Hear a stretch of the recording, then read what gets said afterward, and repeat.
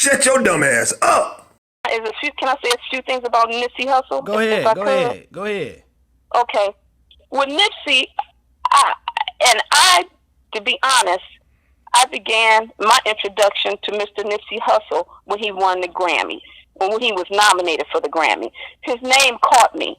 Then, I started looking into him actually a few days before. I'm like, wow, this is a profound guy. Then the next thing I see, he's murdered. Or I would like to say assassinated. And then I started learning more about him. And from what I see, I really believe there are multi-levels to Nipsey Hussle's death. Oh, yeah. Multi-levels. I believe that they used the hood to camouflage a bigger picture. Mm-hmm. And the reason why I say that, Mr. Hood, is because when police officers are trained to kill, they're trained to not only kill you, they're trained to stop you. And they wanted to stop Nipsey Hussle. Exactly. But they're also trained Mr. Hood, to shoot center mass. Center mass means you shoot in the torso and you shoot in the head. And they're trained to do that. So I believe that there's more to it than what has occurred. Right. I believe there's more to it definitely here. more to and I it. believe that there, and I do. I really think that there's more to it because Nipsey Hussle represented more than gang culture. Right. He was a businessman, he was an entrepreneur, and he was able to galvanize communities. And I believe the reason why it has not settled in our spirits across this country is because it was more to his death. And I believe we're being fooled or pushed in other directions. Oh, yeah. I really, really do. Oh, yeah. I really do, because you like you said, you're from the hood. I'm from the hood. When people in the hood get killed, we get sad about it, but it doesn't reach across state lines. Nah. It doesn't reach across the world. It don't. And his death represented more. And I'm not trying to get on the, anything unrealistic about what happened to him or just try to create some kind of cloud. Right. I'm just saying it from that's what true I what you're saying, see. though. That's true what you're saying. Yeah, he was a skilled shooter. Okay, let me just say this, and then I'll go, because I know you have other callers. If Eric Holder had gone to rob a bank, and Kerry Latham and Shermy was on the scene talking to a teller, and those things went on, wouldn't they investigate Kerry Latham? What you doing up here? Right. Wouldn't they investigate Shermy? What are you all doing up here? When Kerry Latham was in jail, Nipsey was alive. Within a few times he gets out, Nipsey's deceased. Right. There are a lot of things that's just so questionable. And I really do believe that Cowboy was involved. Right. I really, really do. I believe Cowboy knew. You can see it in his face. That Cowboy, I say you can see it in Cowboy's face. He got holding some guilt in. Exactly, and I believe he knew what was getting ready to happen. He went inside to protect himself from those bullets, and he knew. Because another point, when Cowboy ran out, when you run out and you hear bullets, don't you kind of duck to try to caution yourself? Right. He didn't do that. He ran straight out. And he ran straight to Nipsey. Yep. How did he know Nipsey didn't run somewhere? How did he know Nipsey wasn't right? How did he know that Nipsey Hussle was laying down right there? How did he know that? Exactly. Because he was part of the plot. He sat there and watched that whole thing take place in that window. And just like they say, him and Eric Holder was in the burger joint together. That's where he had got his food And another from. thing, that Eric Holder's name or rap name was Fly Mac, and Cowboy's rap name was Kev Mac. That was awfully coincidental.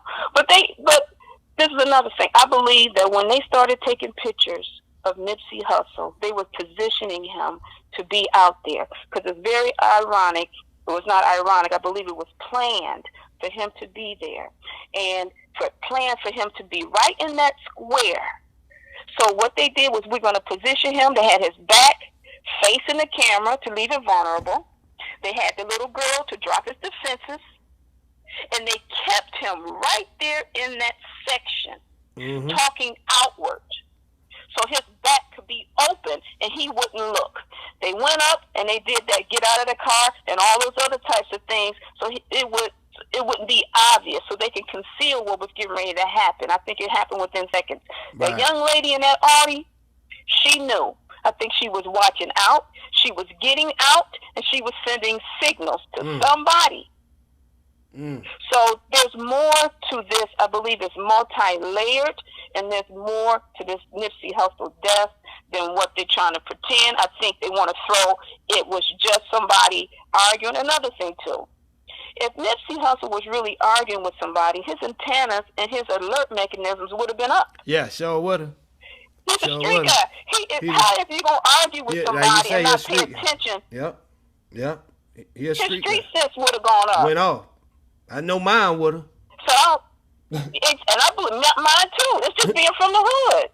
So I don't think that necessarily occurred. I think that's the narrative and the story they want to give us, so we can attach ourselves to it. Right. I don't hear anyone asking questions. I think it was very questionable that there was a crime scene and let all those people come onto the crime scene the same night.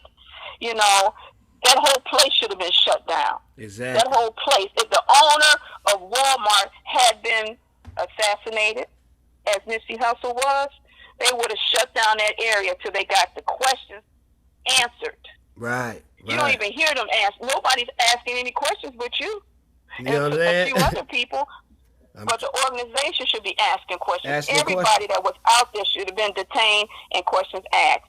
I think it is all part of a bigger plot. I really do. I think it was more involved. I think they have the people in place to do it. I think everybody out there was a part of it. And I think that it's really unfortunate because Nipsey is loved.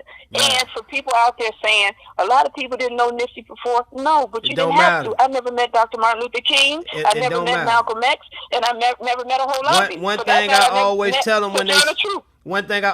them when they say that is like, you downplaying Nipsey. You don't think he want the world to know who he is? That's what he was fighting for. To get his message out there. To everybody, not just people that was fans of him, you know what I'm saying, from the beginning. This is for everybody. That's right. For everybody. The children who don't know him may not even been born will know Nipsey Hussle. Exactly. So you didn't have to already know him, and you didn't have to know him to love him. Sure didn't. And I didn't have to know him to love him. And I think that's what we're all saying. Hey, Nipsey, we love you. Nipsey's family, we love you. Yeah. And you're right. Be patient with Black Sam. Yeah, be patient with him. He going through enough. He got a lot on his shoulders. Be patient with the family. Be patient. You know what I'm saying? They got a lot going on, man. They got a lot going on. This is a hard blow, for real. Yes.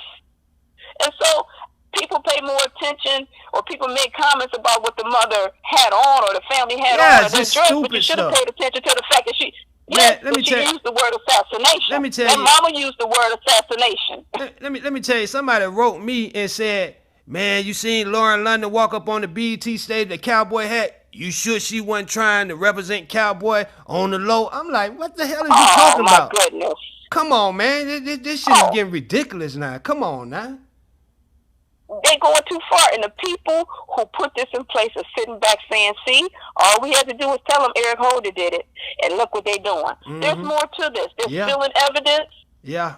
They're concealing it, and they're not talking. And they're not talking because they're trying to save people other than themselves. And to protect themselves. There's a lot more going on here. Military and police tactics were used to kill Nipsey Hussle. And another thing, Cowboy said, I shouldn't have left his side.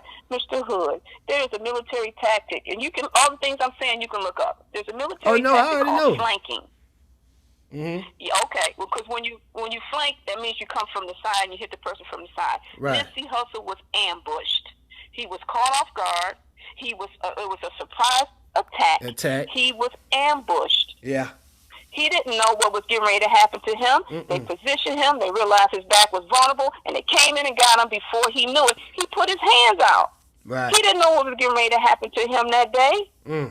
So when they shoot you center mass in between your waist and your chest, that's because that's where all your major organs are. And if that doesn't do it, then they shoot you in the head. That is a military tactic.